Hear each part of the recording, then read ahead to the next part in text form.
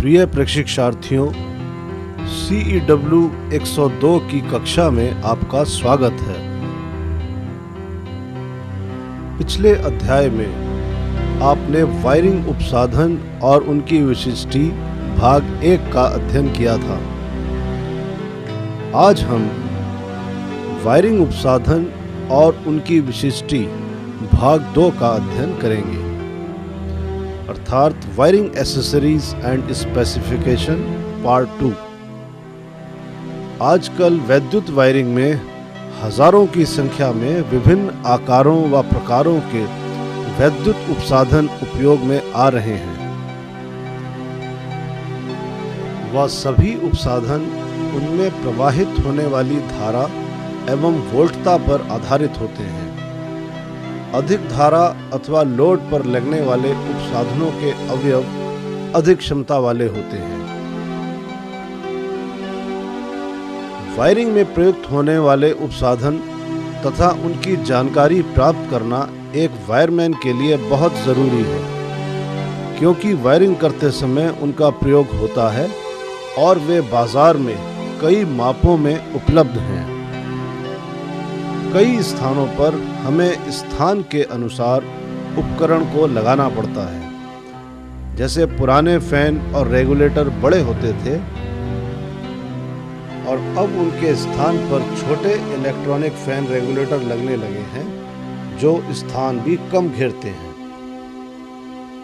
पिछले अध्याय में उपसाधनों को हमने 6 भागों में सुविधा के अनुसार बांट लिया था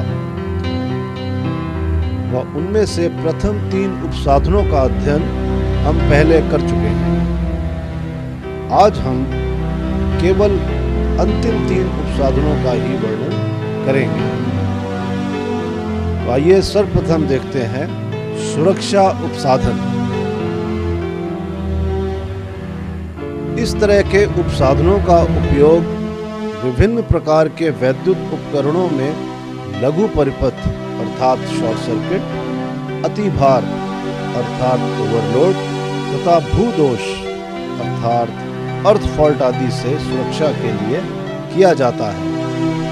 ये साधन परिपथ के श्रेणी क्रम में लगाए जाते हैं तथा परिपथ में बहने वाली अधिक विद्युत धारा को नियंत्रित करते हैं।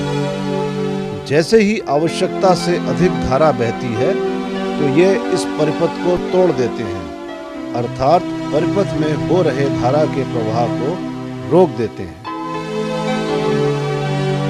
जैसे फ्यूज, यह एक सुरक्षा युक्ति है जिसका उपयोग वैद्युत उपकरणों की सुरक्षा के लिए किया जाता है। दरअसल में यह एक निम्न गलनांक अर्थात लो मेल्टिंग पॉइंट का चालक होता है, जिसको विद्युत परिपथ में श्रेणी क्रम में संयोजित किया जाता है। जैसे ही विद्युत परिपथ में आवश्यकता से अधिक विद्युत धारा का प्रवाह होता है, वैसे ही अधिक ऊष्मा उत्पन्न होती है और चालक पिघलकर टूट जाता है और परिपथ में धारा का प्रवाह रुक जाता है। फ्यूज मुख्यतः 3 प्रकार के होते हैं। किट-कैट फ्यूज, यह सबसे साधारण किस्म का फ्यूज है। इसके 2 भाग होते हैं। आधार अर्थात बेस, यह पोर्सलिन का बना होता है और फेज लाइन के श्रेणी क्रम में लगाया जाता है। टॉप, यह बेकेलाइट अथवा पोर्सलिन का बना होता है और इसमें फ्यूज तार स्थापित किया जाता है। इनकी क्षमता 5 एम्पीयर से 500 एम्पीयर तक हो सकती है। कार्टरेज फ्यूज, यह पूर्णतः वायुरुद्ध प्रकार का फ्यूज है, अतः इस पर वातावरण का कोई प्रभाव नहीं पड़ता है। इसमें तांबा व टिन क्रमशः 63% तांबा व 37% टिन की मिश्र धातु का बना तार कांच की नली में स्थापित किया जाता है। इस फ्यूज को स्थापित करने के लिए दोनों तरफ फ्यूज कैरियर लगे होते हैं। एक बार जल जाने के बाद यह दोबारा प्रयोग नहीं किया जा सकता है। ये फ्यूज 2 एम्पियर से 60 एम्पियर की क्षमता तक बनाए जाते हैं। HRC fuse. इस फ्यूज का पूरा नाम हाई रप्चरिंग कैपेसिटी फ्यूज है।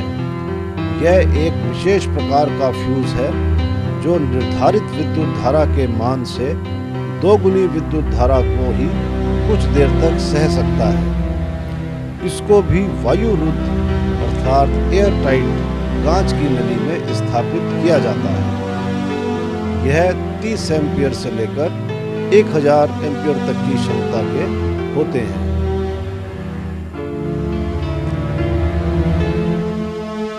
MCB। इसका पूरा नाम मिनिएचर सर्किट ब्रेकर है।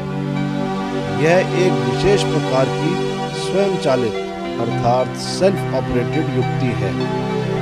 इसकी प्रमुख विशेषता यह है कि परिपथ में आवश्यकता से अधिक विद्युत धारा के बहाव होने पर स्वयं ही परिपथ को बंद कर देता है। ये लघु परिपथ तथा अति भार धारा के प्रति संवेदनशील होते हैं तथा इसको फ्यूज की तरह बार बार बदलने की जरूरत भी नहीं होती है। प्रत्येक उप परिपथ के लिए पृथक MCB का प्रयोग किया जाता है, जिससे किसी परिपथ में उत्पन्न हुए दोष का पता लगाया जा सकता है। सामान्यतः यह निम्न आकार व साइजों में बाजार में उपलब्ध है। 1 एम्पियर से 63 एम्पियर तक।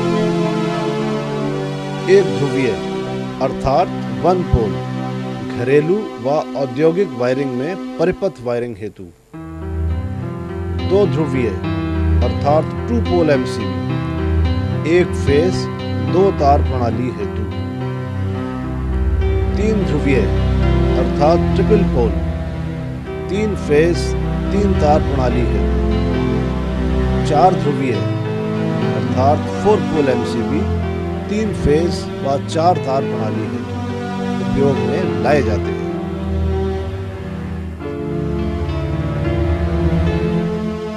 ELCB अर्थात अर्थ लीकेज सर्किट ब्रेकर। इसका पूरा नाम भूक्षरण धारा परिपथ नियोजक है। यह युक्ति भूक्षरण धारा अर्थात अर्थ लीकेज करंट से सुरक्षा प्रदान करती है। यह मुख्यतः 2 प्रकार की बनाई जाती है, धारा द्वारा संचालित व वोल्टेज द्वारा संचालित। RCCB residual current circuit breaker. बच्चों की ही नहीं बल्कि बड़ों की भी यह आदत होती है कि वे सॉकेट आउटलेट के साथ छेड़छाड़ करते हैं तथा कभी कभी ऐसा हो जाता है कि वायरमैन का हाथ भी भूलवश फेस तार से स्पर्श हो जाता है। ऐसी स्थिति में किसी को भी विद्युत झटका लग सकता है और कभी कभी स्थिति गंभीर भी हो सकती है। ऐसी स्थिति का निवारण करने के लिए RCCB जैसी युक्तियों का उपयोग किया जाता है, जो कि बहुत शीघ्रता से परिपथ को बंद करने की क्षमता रखते हैं तथा जरा सी भी करंट लगभग 30 मिली एम्पियर तक की क्षरण धारा को भी सेंस करके तुरंत ट्रिप हो जाते हैं और इस प्रकार यह युक्ति सुरक्षा प्रदान करती है। ELCB तथा RCCB ऐसी युक्तियां हालांकि महंगी हैं, परंतु ये सुरक्षा की दृष्टि से अत्यंत उपयोगी तथा लाभदायक हैं। इसके लाभ इस प्रकार हैं। यह विद्युत झटके से सुरक्षा प्रदान करती है। यह आग से भी सुरक्षा प्रदान करती है।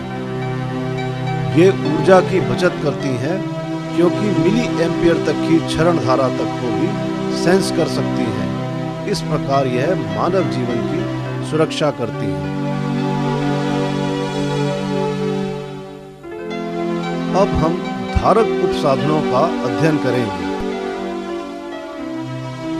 धारक उपसाधन वह साधन है जो कि प्रकाश लैंपों को संस्थापित अर्थात इंस्टॉल करने के लिए प्रयोग किए जाते हैं। कुछ धारक उपसाधनों के उदाहरण इस प्रकार हैं। Lamp holder. विद्युत परिपथ में प्रायः बल्ब को संयोजित करने के लिए जिस युक्ति का उपयोग किया जाता है वह लैंप होल्डर कहलाता है। यह कई प्रकार के होते हैं, जैसे स्क्रू टाइप होल्डर। इसका दूसरा नाम ट्यूब लैंप होल्डर भी होता है। ये वहाँ उपयोगी है जहाँ बल्ब के हिलकर गिरने की संभावना रहती है। पेंच की भांति प्रकाश उपकरणों पर बाहरी चूड़ियाँ अर्थात एक्सटर्नल थ्रेड्स बनी होती हैं, जिनको होल्डर में लगाकर घुमाने पर यह होल्डर की आंतरिक चूड़ियों में कस जाती है। Bayonet cap holder. इस प्रकार के लैंप होल्डर के रिम में दो खांचे बने होते हैं। लैंप की टोपी पर उभरे हुए दो पिन इन दो खांचों में फंस जाते हैं। इस प्रकार के होल्डर्स का प्रयोग 200 वाट तक के लैंपों के लिए किया जाता है। फिटिंग की सुविधा के अनुसार ये विभिन्न आकृतियों के होते हैं, जैसे लटकाने की स्थिति के लिए पेंडेंट होल्डर, सीधा लगाने की स्थिति के लिए बैटन होल्डर, कोणीय स्थिति में लगाने के लिए एंगल होल्डर व विशेष स्थिति में लगाने के लिए, जैसे कि हम फिटिंग आदि में बल्ब लगाते हैं, ब्रैकेट होल्डर का उपयोग किया जाता है। Edison screw type holder. इसमें लैंप होल्डर तथा लैंप की टोपी दोनों में चूड़ियां बनी होती हैं। लैंप को चूड़ियों के सहारे होल्डरों में कस दिया जाता है। इनका प्रयोग सामान्यतः 300 वाट से कम रेंज के लैंपों में किया जाता है। Goliath Edison screw type lamp holder. यह Edison screw type lamp holder के तरह के होते हैं, परंतु इसमें होल्डर का चूड़ीदार वाला भाग पोर्सलिन का बनाया जाता है, जिससे कि वह अधिक तापमान को सह सके। इनका उपयोग सामान्यतः 300 वाट से बड़ी रेंज के लैंपों में किया जाता है। इनका प्रयोग studio headlight, flood light, spotlight आदि में भी किया जाता है।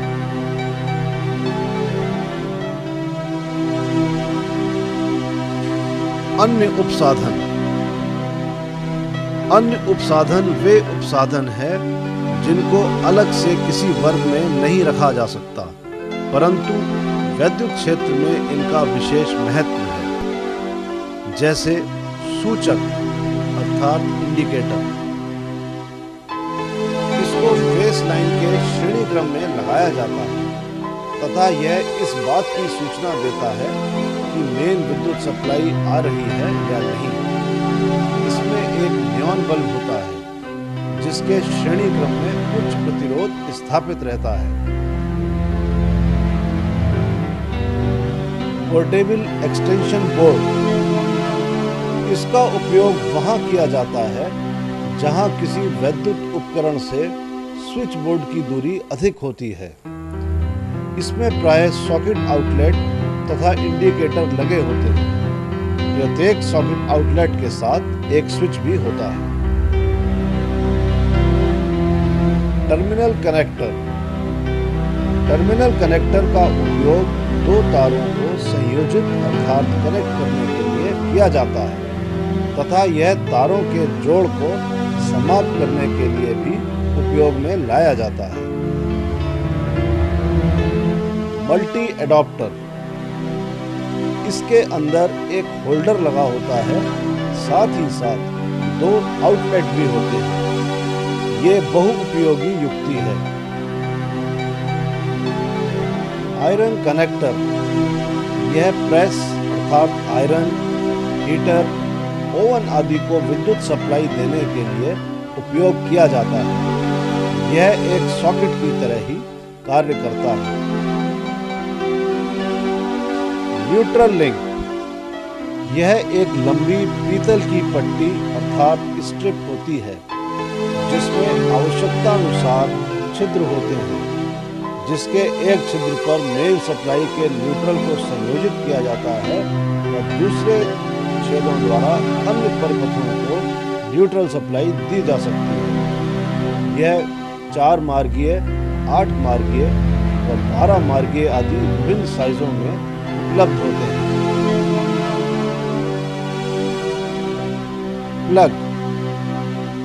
प्लग का उपयोग सॉकेट आउटलेट से विद्युत धारा के सप्लाई को विभिन्न विद्युत उपकरणों जैसे टेबल लैंप, पंखा, स्टोव, प्रेस, हीटर आदि के लिए किया जाता है। सॉकेट आउटलेट की तरह ही प्लग भी मुख्य 2 प्रकार के होते हैं, 2 पिन का प्लग और 3 पिन का प्लग, तथा 5 एम्पियर व 15 एम्पियर दोनों साइजों में ही उपलब्ध होते हैं।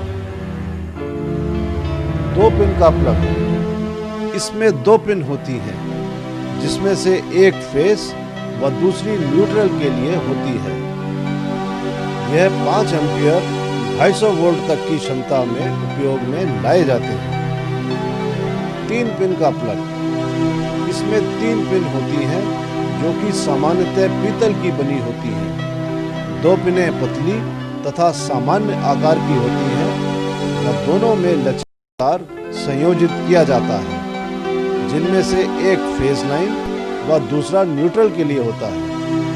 तीसरा पिन अपेक्षाकृत मोटे आकार का होता है, जिसमें अर्थ का तार संयोजित किया जाता है, जो वैद्युत उपकरण के मुख्य भाग के बॉडी से स्पर्श किए रहता है।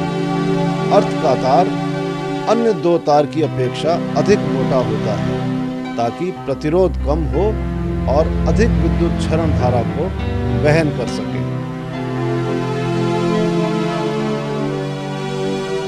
वितरण बॉक्स, डिस्ट्रीब्यूशन बॉक्स, प्रकाश परिपथ तथा शक्ति परिपथों में जब परिपथ की संख्या अधिक हो जाती है तो उन परिपथों को सुविधापूर्वक विद्युत का वितरण करने के लिए वितरण बॉक्सों को प्रयोग में लाया जाता है।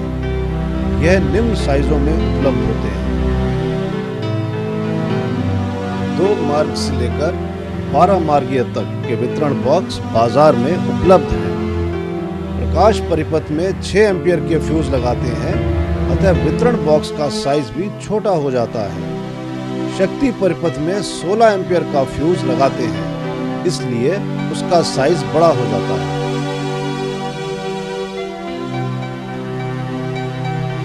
कुछ और विभिन्न अन्य उपसाधनों के चित्र आपको दिखाए जा रहे हैं, जो कि विभिन्न जगहों पर प्रयोग में लाए जाते हैं, जैसे gang box, male female plug, tubelight starter with base,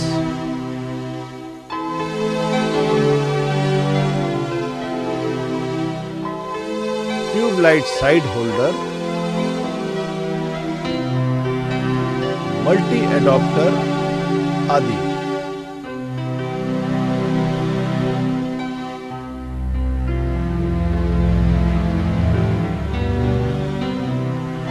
सारांश,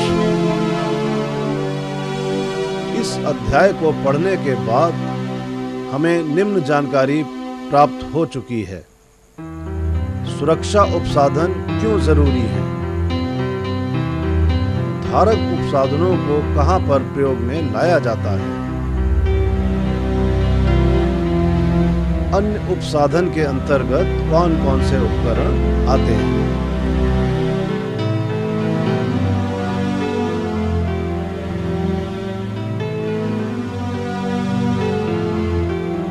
कक्षा कार्य। विद्यार्थी कृपया बताएं कि कार्टेज फ्यूज कितनी एम्पियर की क्षमता के बनाए जाते हैं। एमसीबी कितने तरह की होती है? विभिन्न प्रकार के होल्डर्स के नाम बताएं। टेबल एक्सटेंशन बोर्ड क्या होता है?